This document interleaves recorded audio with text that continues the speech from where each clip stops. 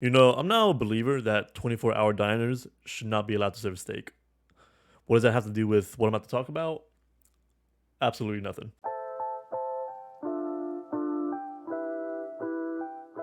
So, something I want to talk about is the weird double standard interracial dating standards within the Asian community. Now, I think the situation is actually a lot smaller than I realized, or like it's not as common as I realized, but I think it should be mentioned anyways. And the issue I want to bring up is how Asian women are treated when they're in an interracial relationship. For whatever reason, when an Asian woman is in an interracial relationship, it's very looked down upon. But when an Asian male is in an interracial relationship, he's considered like a god or something, or he's put up on this higher pedestal, or he's looked at as he has life together. I've even seen articles online written by Asian women of how they're being harassed for being in an interracial relationship. It's that bad. They'd be accused of betraying their culture, or that they're worshiping white people, or that they don't love their children, but when an Asian male does the same thing, none of that applies to them. One comment that really got under my skin and really stuck out to me the most was how somebody accused of an Asian woman that her child is going to grow up with and develop a mental illness because she thinks he's ugly, when I just don't know how he even tie that together. It makes no sense to me, man. I just want to go ahead and say that Asian women are allowed to date whoever they want to date, and they're allowed to love whoever they want to love.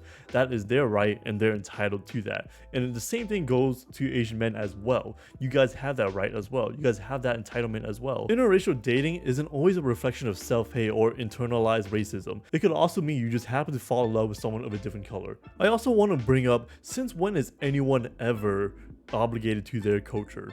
I dare to even say that they or anyone have the right to betray their own culture or their own culture, because again, your culture is not just the color of your skin, it's the things you do and what you believe in as well. So I want to share a story of some conversations I had with some people in the past, not necessarily the same thing, but I feel like it touches on kind of the same idea for the most part. So basically, I was having a conversation with person one. We're talking about our dating preferences. I brought up the fact that I don't date Asian women, or at least at the time anyways, and he didn't have anything to say about it. You know what, that's cool, that's your preference, whatever. Later on, person two became part of the conversation. He said, he was expressing how he was once rejected because he was Asian, and then person one was all of a sudden got super upset all of a sudden. I'm like, what? So listen, you didn't get upset that I rejected Asian women, but then when Asian two expressed the fact that he was rejected because he was Asian, now you got upset.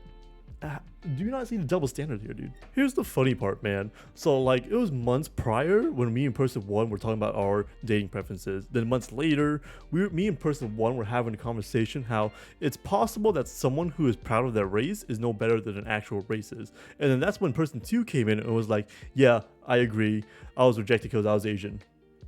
How does that make sense, dude? Like, what did that have to do with what we were just talking about, man? We were talking nothing about dating whatsoever in any way, or even racism that we experienced ourselves. Here's the funny part. I've noticed that a lot of these people that are condemning Asian women for their interracial relationships are the same people that are LGBT plus friendly.